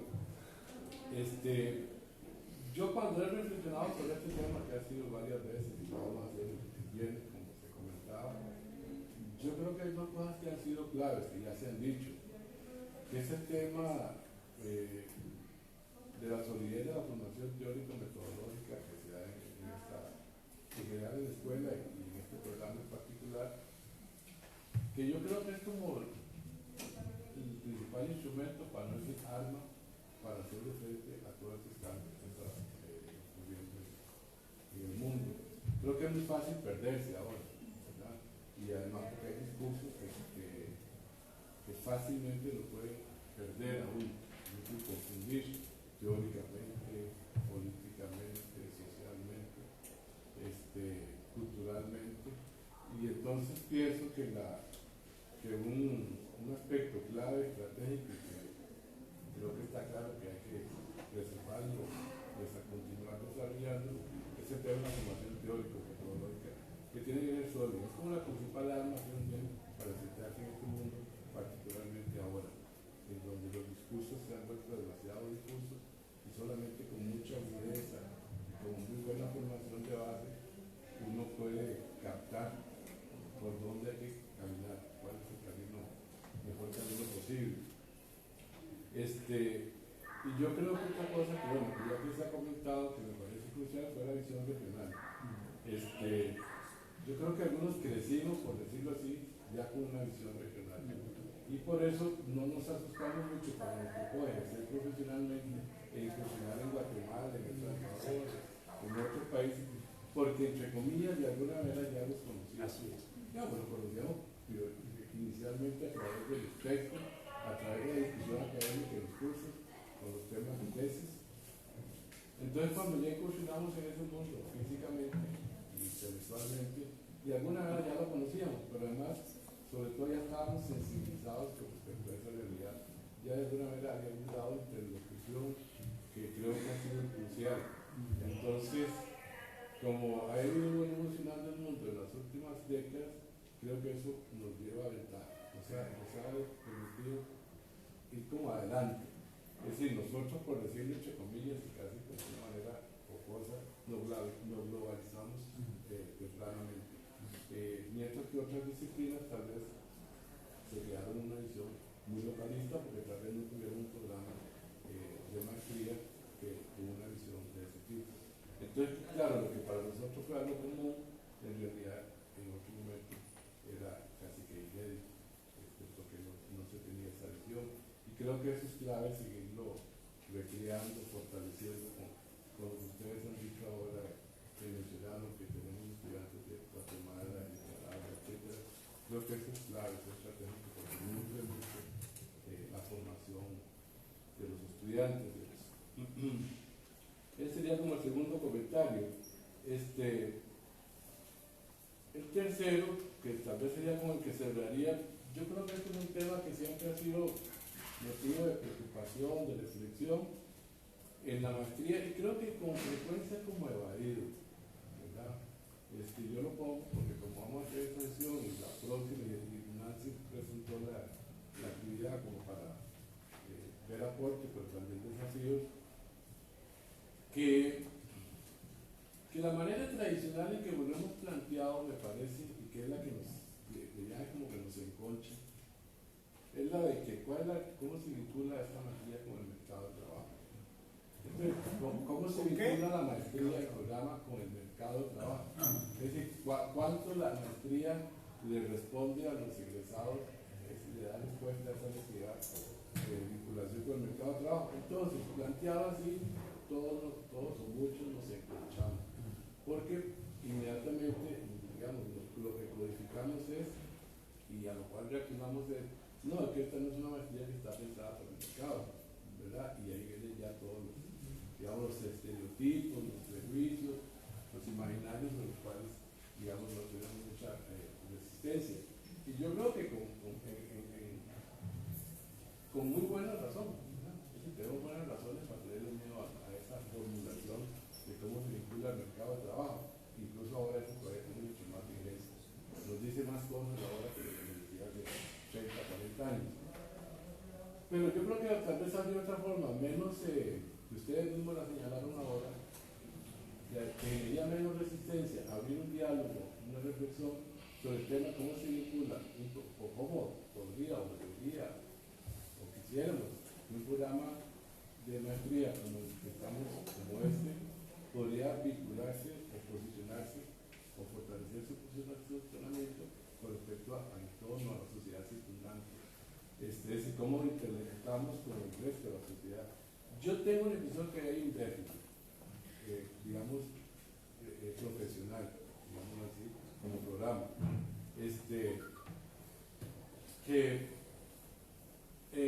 puesto, digamos, solo como para ilustrarlo, hay algunos espacios que han venido llenando otras entidades académicas o que se presentan como académicas y hacia los cuales nosotros no nos hemos convertido como interlocutores para el análisis de la realidad.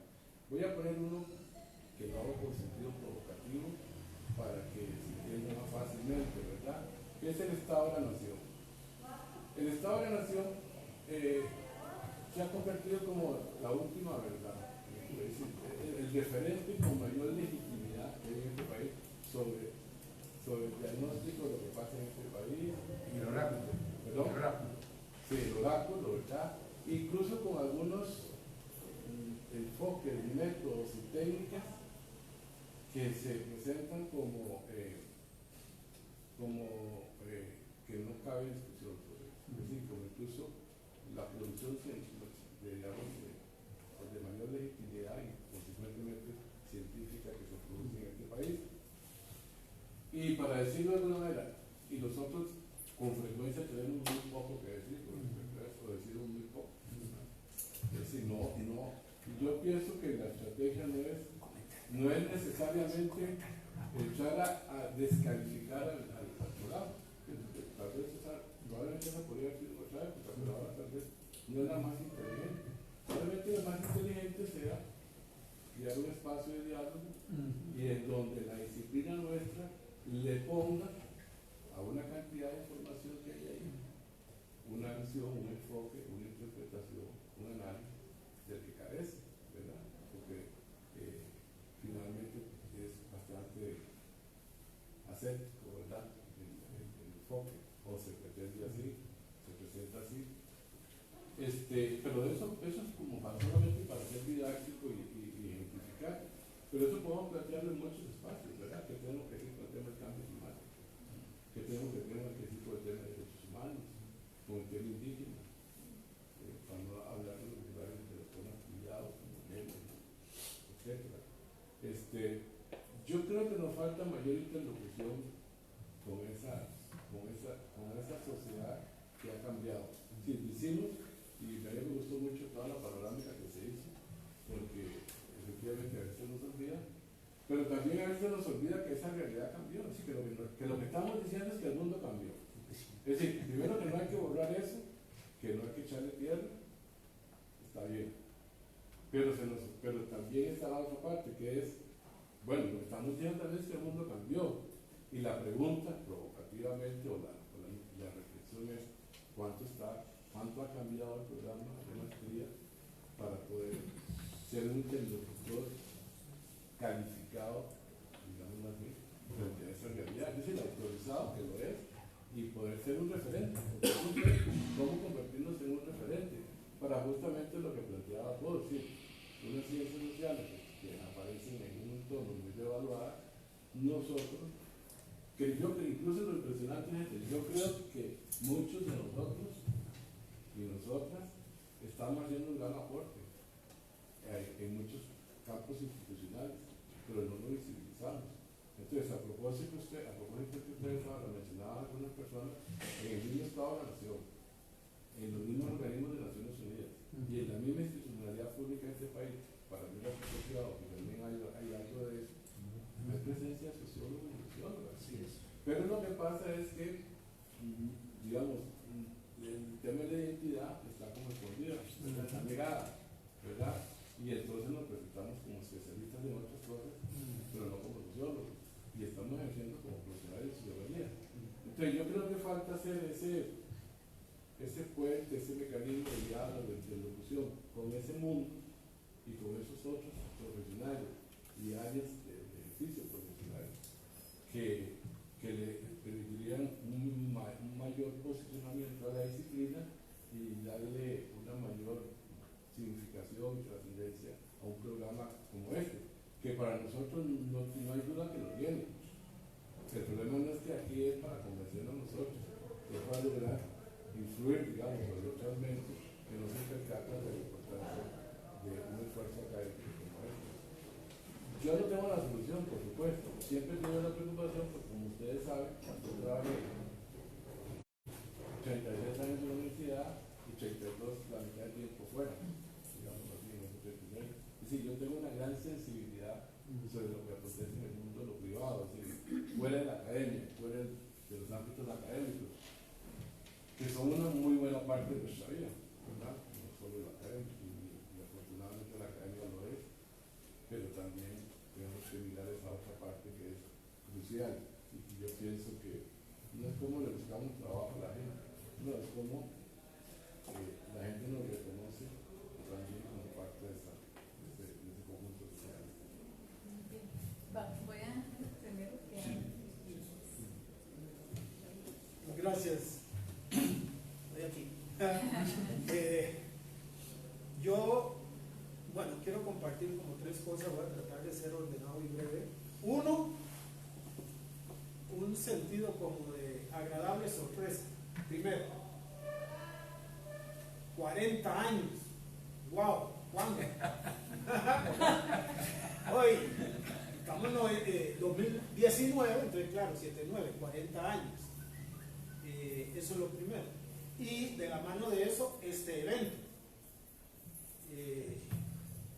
Me parece sumamente pertinente, importante, pero hago el paso hacia lo segundo, que no se vaya interpretando consciente o inconscientemente como como un cierre, como un momento de aplauso por todo lo que ha pasado hasta acá. Lo veo más bien como el trampolín para lo que sigue. Y al respecto estoy escuchando, por así decirlo, un borrador de proyecto. ¿Sí? Un borrador de proyecto en la perspectiva de academia y realidad desde la maestría, que tiene que ver como con varias aristas o dimensiones. En desorden, pero menciono uno que creo que dijo Oscar, que ha motivado a los egresados a identificar y hacer trabajo final de graduación A, B, C, Z. Roberto, ¿verdad? Cuando Roberto nos dice en bares y pubs, alguien diciendo cómo es la relación de género, pero con una, ¿verdad?, una acuciosidad muy particular, claro, de hacer sociología, de hacer ciencia social. Lo otro es, bueno, desde esos 40 años que ha pasado en la región, ¿sí?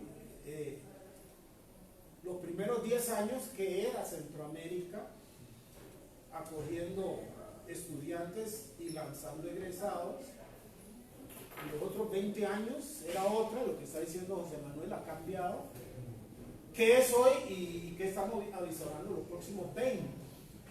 ¿Sí? Pero en el fondo lo que percibo es cuáles son las preguntas fundamentales.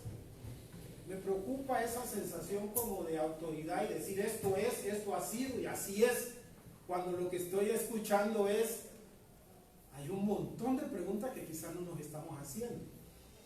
Por ejemplo, ¿qué se han hecho egresadas y egresados? Y eso trasciende la maestría institucionalizada, Universidad de Costa Rica y propietarios y docentes. No. ¿Cuántas generaciones de gente y hablo como panameño, de 6 países? No, mentira. Hemos tenido brasileños, chilenos, españoles. ¿Me explico? Bueno, pero esa gama, esa multiplicidad de quienes han llegado y se han ido, ¿qué pasó? ¿Dónde están? ¿En qué han estado? ¿Sí? Porque eso es lo que ha estado alimentando la maestría. ¿Sí? Con todo respeto a quienes salieron de la maestría y ahora están como profesores y demás. Coincido, comparto con José Manuel algo, ¿verdad?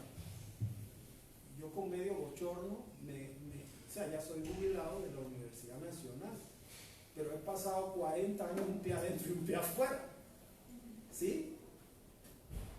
Y para mí ha sido sumamente importante el un pie afuera, porque eso me ha ayudado a ser mejor profesor, digo yo. Pero además ese pie afuera ha estado alimentado por la academia. ¿Sí? Sin tener la formación que he tenido, no puedo ejercer afuera. Pero además, y un poco comparto con ustedes, la convocatoria de esta mesa y la convocatoria del panel que coordina José Manuel mañana y en el cual le invito a que expusiera, me dice más que todo, hay un proyecto en borrador que hay que formular y hacer, porque este evento de una semana no da abasto. En esa semana no importa cuánta gente llegue y a cuánta gente consultemos y cuánto digan, no documenta esa realidad. Esa realidad es como para un proyecto de decir, ¿qué se hicieron? ¿Dónde están? ¿Qué han hecho? ¿Cuáles son las principales preguntas? En 4 etapas distintas, por decir algo, cada 10 años, en la región. ¿Sí?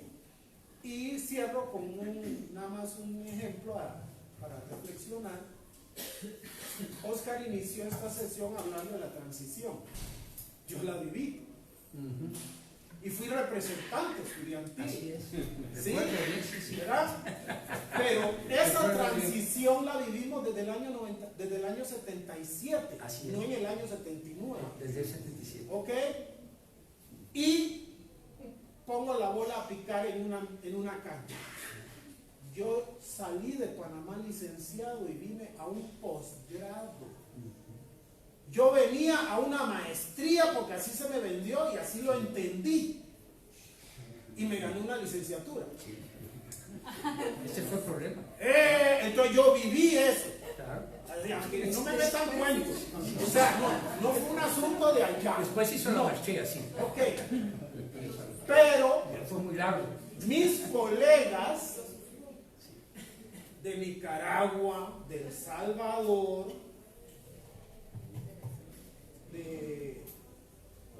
de Guatemala y Honduras, vinieron igual que yo. Éramos licenciados, Sí, claro. no veníamos a una licenciatura. Así es. Claro, pero nos encontramos con, ahora sí, administrativamente la situación de Costa Rica, que la Escuela de Ciencia del Hombre tenía egresados bachilleres. Claro, pero estábamos en la segunda mitad de la década del 70 con la lucha político-ideológica sumamente arraigada, y la excusa para descabezarnos fue: la Universidad de Costa Rica no puede dar maestría porque no puede desde el bachillerato dar maestría. Y Zúcar no la puede dar porque no es una universidad. Y que aquí y que allá, al final, lo resumo. Toda mi generación y la anterior de centroamericanos dijimos: para el carajo el título, vámonos con la formación. Y todo el mundo levantó cabeza, sacó pecho y dijo: licenciatura o maestría, nadie nos quita lo bailado. Así es. Somos lo que somos y seremos lo que seremos en el ejercicio. ¿Verdad? Y yo tengo una maestría por Edelberto. Se lo digo a manera de anécdota, porque me lo topé en la universidad. Yo trabajaba aquí en la facultad y Edelberto me dice: ¿qué pasó que no, así como lo ¿qué pasó que no has presentado tus papeles a la maestría? Y yo me atreví a decirle: Adelberto, es la misma carajada, yo ya lo hice. Y casi me pega. Me rellenó como un chorizo, me agarró así y me dijo, y terminó: tienes hasta el viernes para entregar los papeles. ¿Qué hace uno con un Edelberto y en esas condiciones? Y me fui para la casa de armando papeles.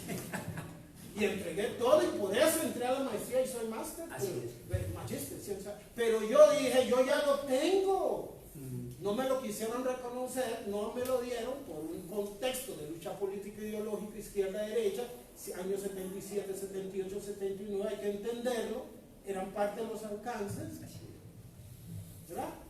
Entonces, nada más para complementar lo que dijo Óscar al inicio, eran años bravos. Tuvimos X cantidades de compañeros que llegó diciembre, se fueron para sus países y no regresaron en febrero. Sí, así es. ¿Verdad? Hay una película de esos años, Patria Libre o Morir, de los sandinistas, y uno lo vio, ahí está fulanita, ahí está fulanito, ¿sí? Fusil en mano y en montañón y haciendo cosas, ¿verdad? Hubo un avión que se vino abajo con gente que llevaba pertrechos, eran compañeros, ¿verdad? Y costarricenses, no es que porque eran nicas, porque eran salvadoreños, más abigarrados, no, ticos, sí. ¿Sí? Entonces, quería agregarle esa parte un poco también para compartir con Randall, Roberto y usted, porque no necesariamente van a estar en el auditorio mañana del panel del que yo hablo, porque de repente aburro a los que están hoy y van a llegar mañana, porque es algo de lo que yo pero lo quería decir hoy, y eso me ayuda a decirlo mañana de otra forma y más cortito.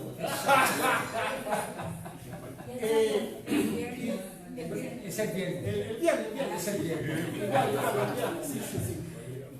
Y hablando de las repercusiones y consecuencias del desempeño profesional, ¿sí? Disculpen si como Roberto me pasé un poquito, pero,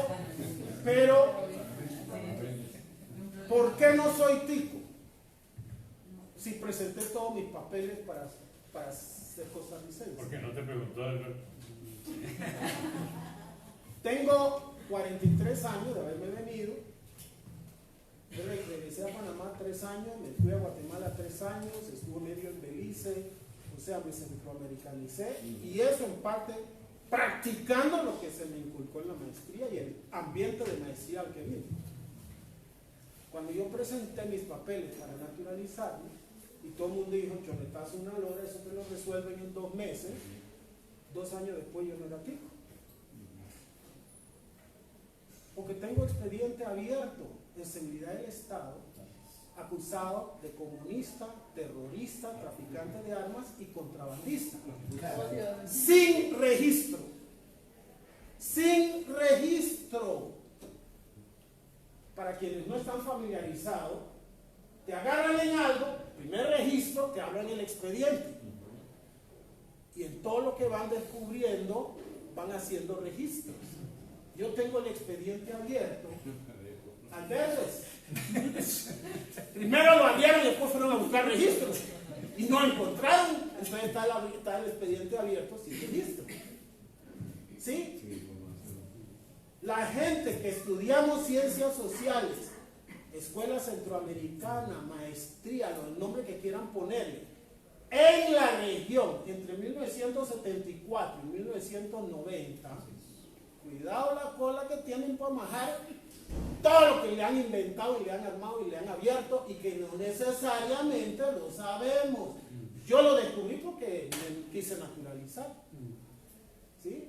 Un año después, y con un ex vicecanciller de abogado, el expediente seguía igual.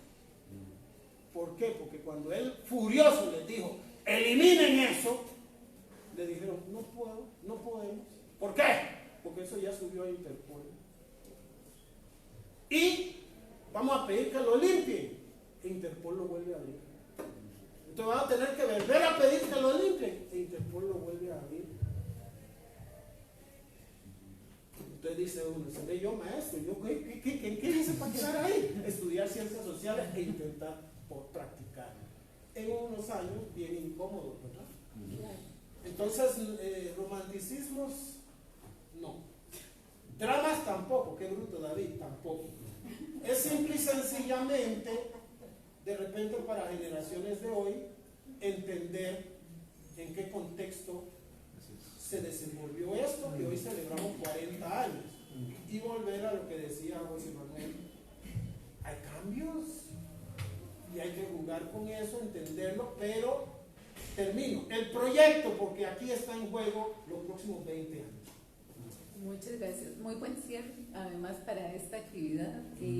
Vamos a continuar con esta discusión. Espero que puedan ustedes asistir, quienes estén interesados en incluir aspectos, elementos críticos, etcétera, para la actividad que vamos a estar haciendo el viernes. Y muchas gracias. Ya los panelistas se tienen que ir. Muchas gracias, Roberto, Randall y Oscar. Hasta luego.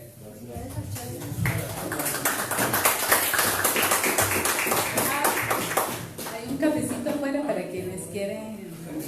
Bueno, pero es así.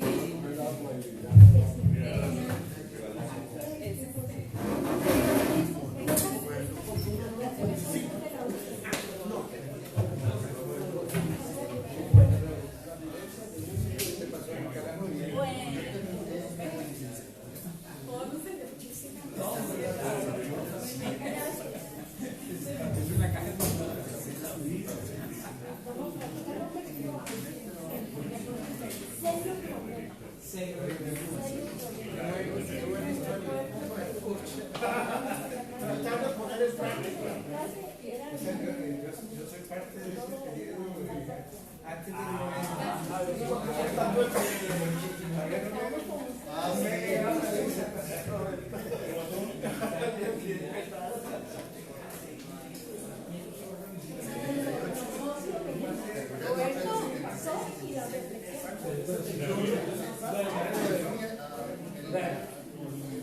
Bueno, qué gusto ver a que no me usted oye.